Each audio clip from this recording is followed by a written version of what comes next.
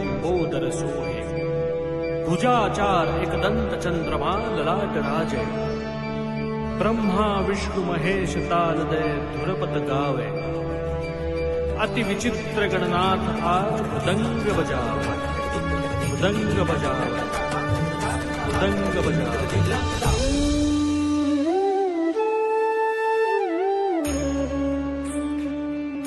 नमस्कार. उपस्थित श्री गणेश भक्तांचे हार्दिक स्वागत करीत आहोत. आमचा श्री गणेश ओंकार प्रधान स्वरूपात आपल्या समोर स्थानापन्न आहे. माणूस ईश्वराची एक सर्वश्रेष्ठ, सुंदर आणि अजब निर्मिती. समस्त सजीव प्राण्यांमध्ये संवेदनशील, विचारवंत आणि बुद्धिमान असा एकमेव प्राणी अर्थात माणूस. त्याच्या संशोधक वृत्तीमुळे आणि परिश्रमाने तो प्रगतीची नवनवीन शिखरे गाठतोय. या प्रगतीला जोड लागते ती सकारात्मक मनाची आणि सुदृढ निरोगी शरीराची. शरीराच्या पोषणासाठी आणि संवर्धनासाठी हवं असतं ते अन्न. अन्न हे पूर्ण ब्रह्म.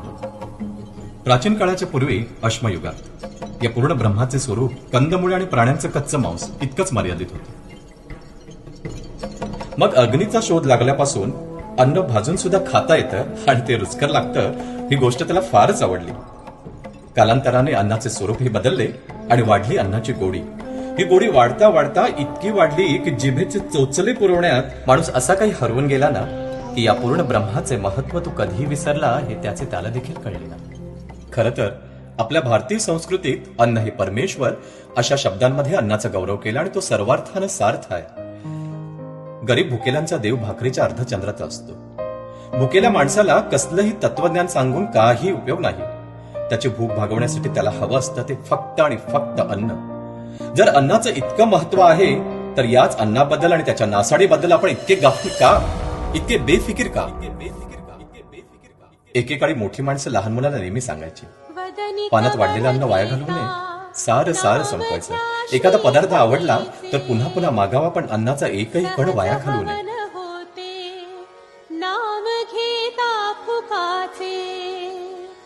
जीवन करी जीवित्वा अन्न हे पूर्ण ब्रह्म. अन्न हे पूर्ण ब्रह्म असतं हा नकळत संस्कार मनावर होत होता. पण काळाच्या ओघात या संस्काराचे मोल कवडीमोल झाले. श्रमाचे मोल माणसाला पूर्वीपासून होते. श्रमाच्या घामाच्या मोत्यांमुळे शेत शिवार फुलवता येतं आणि त्यातून मिळतं ते अन्नधान्य.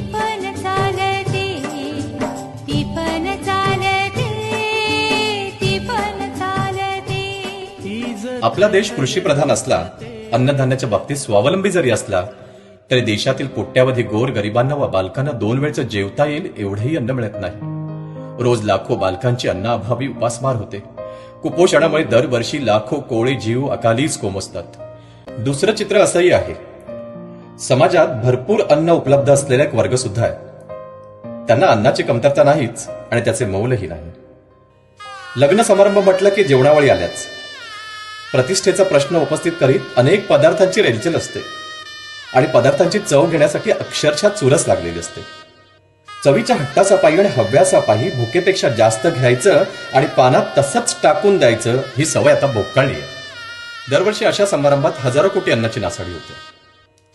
जिथे 30 कोटी लोकांच्या नशिबात 2 वेळचं अन्नही नाही, जिथे गरीब व्यक्ती आपलं पोट भरण्यासाठी दिवसरात्र मेहनत करतो, त्या देशात 50,000 कोटी रुपयांचं अन्न फेकून दिलं जातं, ही तर खरी शर्मेची बाब आहे.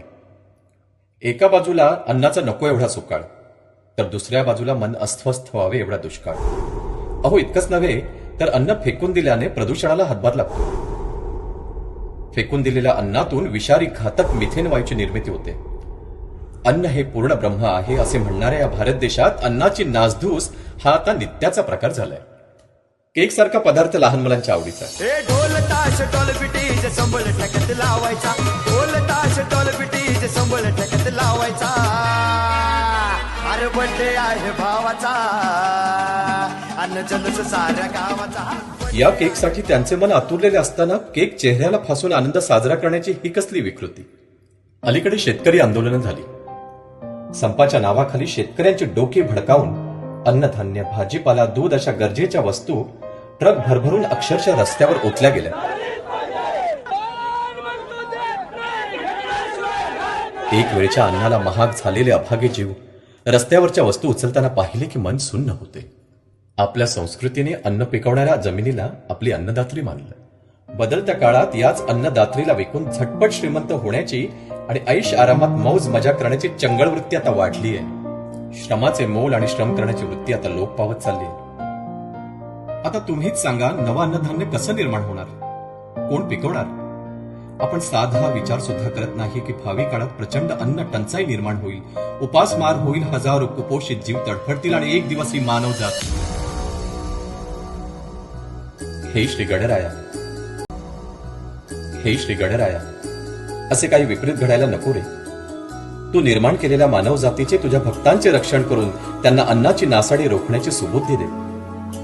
अजूनही परिस्थिती हाताबाहेर गेलेली नाहीये. अन्नाची नासाडी रोखण्यासाठी शासकीय यंत्रणा ठोस पावले उचलतच आहे. सहकार्य हवं ते तुमचं आमचं.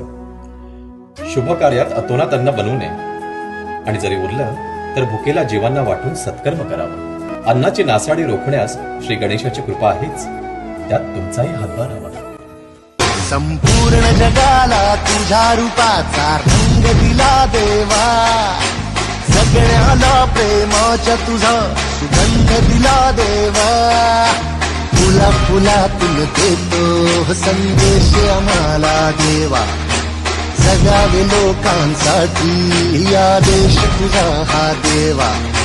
माणुसकीचा मंत्र दिला, प्रेमाचा पावन ग्रंथ दिला, तू दिला आम्हाला, तू कुलराजा धन्य झालो देवा.